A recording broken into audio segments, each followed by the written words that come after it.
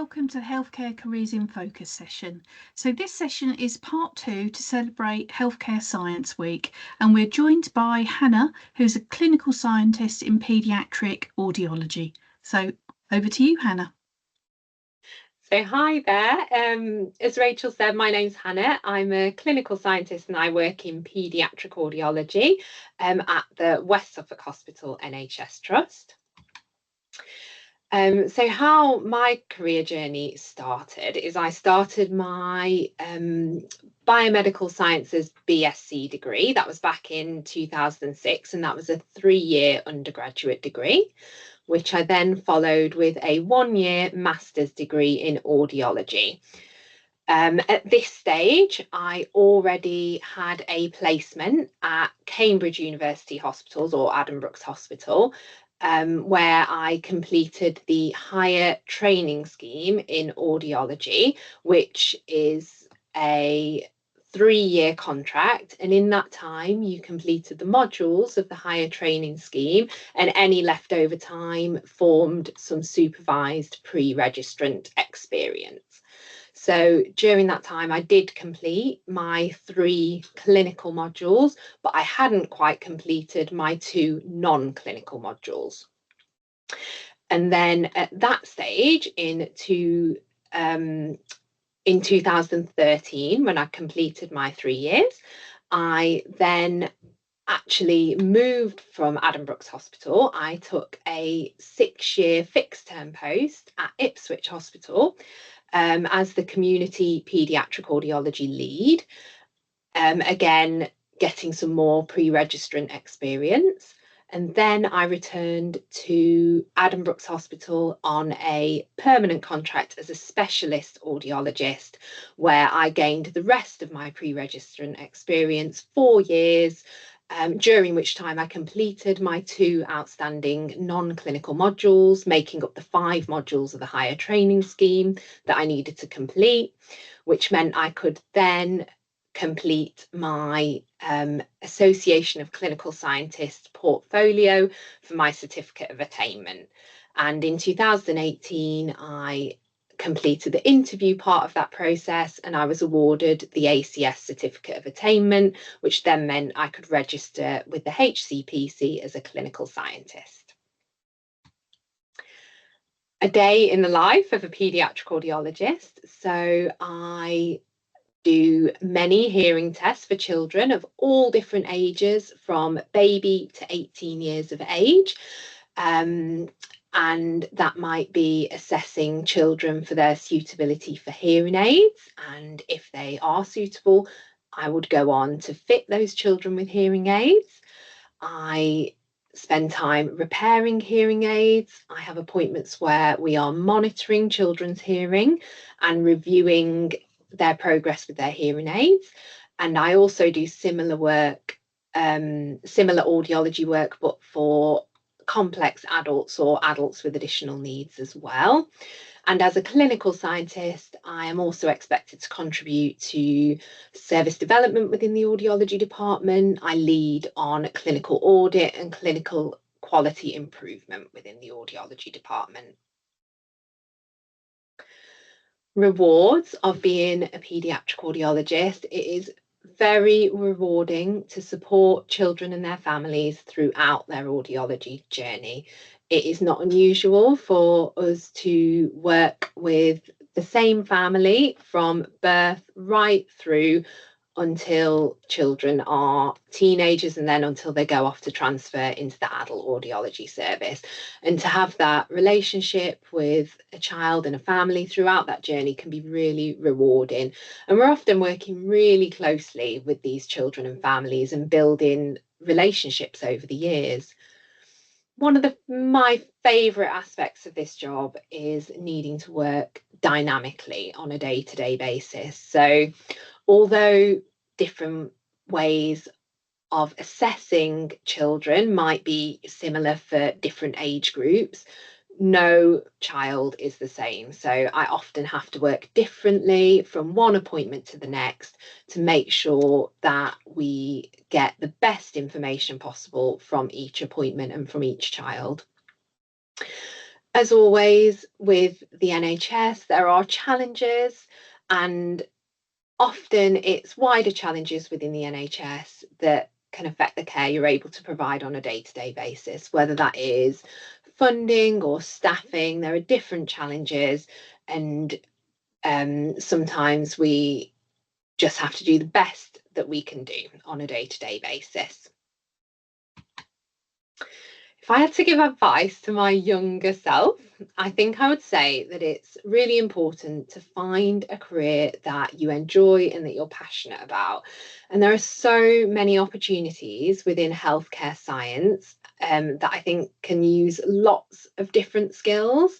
And I think there are lots of skills that we can teach people and that people can learn. But I think there are some skills that are less easy to learn. And I think if you think that you've got a special skill or a special passion, then I would follow that instinct. And I think you'll likely find a role within healthcare sciences that you really enjoy and where you can add significant value where somebody else may not be able to. So to share a case study with you within paediatric audiology, this was fairly recent. And this was a late diagnosis of PCHI, which is a permanent childhood hearing impairment. And we received a referral for a 7-year-old boy who had recently moved to the UK from Pakistan. The main family language was Urdu, and the referral came in saying that mum reported a significant speech and language delay, including in the pronunciation of words. And just to add a bit of background, there's no national newborn hearing screening programme in Pakistan. So the GP referral actually came through to ENT, who saw the patient in clinic, and ENT had planned to see the patient again because the patient had wax in both ear canals that couldn't be removed on the day. But other than that, there were no other medical concerns for this patient. But ENT referred to audiology for a hearing assessment. So upon reading the referral information, the appointment was triaged by audiologists, myself and one other, for 45 minutes for senior clinicians. And at this stage, we were predicting a likely hearing loss and the need to take oral impressions in preparation for fitting hearing aids. And this brings me to my first quiz question. So can you think of any reasons why we may have been suspicious of a permanent hearing loss based only on the referral information that we'd received so far? So the reasons why we were a bit suspicious from the referral information is that 7 years old is still fairly old to have a speech and language delay with pronunciation issues in the absence of other developmental delay. And we knew, because this patient had seen ENT, that there were no other developmental concerns. 7 years old is still also fairly old to be having issues with glue ear. As a general rule, glue ear tends to have resolved spontaneously by about 5 to 6 years of age. And for hearing and speech to be the main concerns with no other ENT concerns, we would be thinking that this is either going to be a temporary or a permanent hearing loss. But for the reasons I've already talked through, a temporary hearing loss due to, for example, glue ear is seeming less likely in this case. There was also the possibility of parental consanguinity, which is a risk factor for hearing loss that we had to be aware of. And we know that there's no national newborn hearing screening in Pakistan. So it's quite possible that the child's hearing may never have been assessed, which is another risk factor.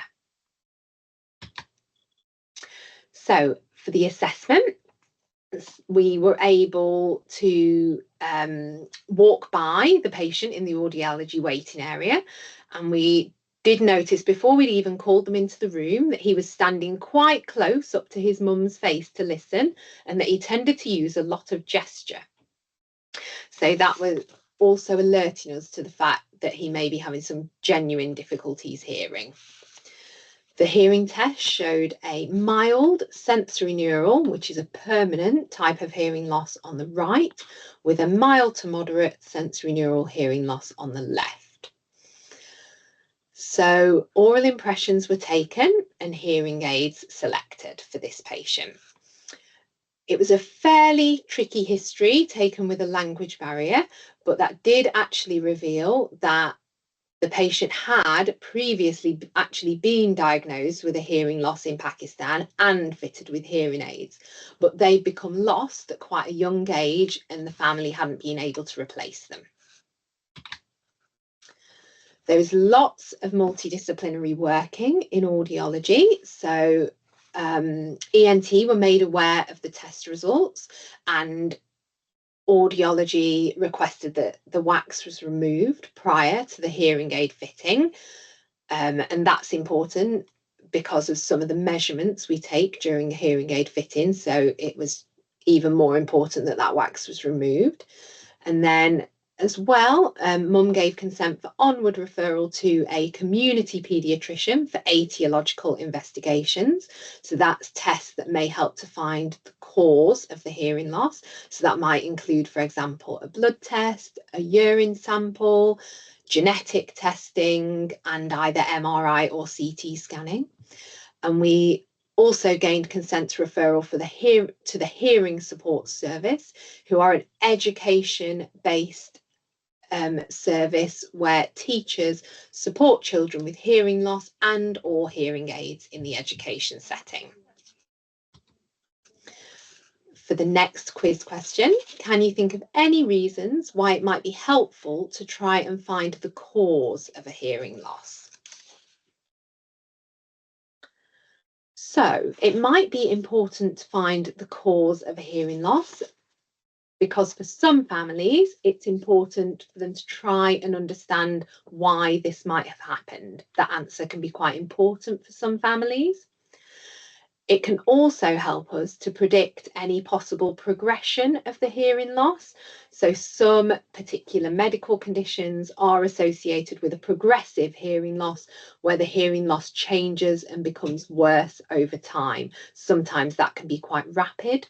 So it's very helpful to know if we should be looking out for that. Sometimes it can contribute to the bigger picture.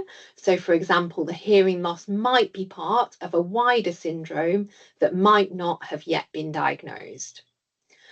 Also, it may allow for further genetic counselling within the family. For example, if a child is found to have a genetic cause for a hearing loss, it might be that any other children that the family go on to have might be at a certain risk of also having the same hearing loss and or syndrome. And in some types of hearing loss, very occasionally other treatments might be available. So, for example, in babies, if we find a hearing loss associated with, for example, congenital cytomegalovirus, congenital CMV, sometimes there are treatment options that may help to prevent the further progression of hearing loss at a later date. Another example would be a type of hearing loss known as a permanent conductive hearing loss, where a CT scan might reveal the structural abnormality within the ear, which it might be possible to correct with surgery when the child is older.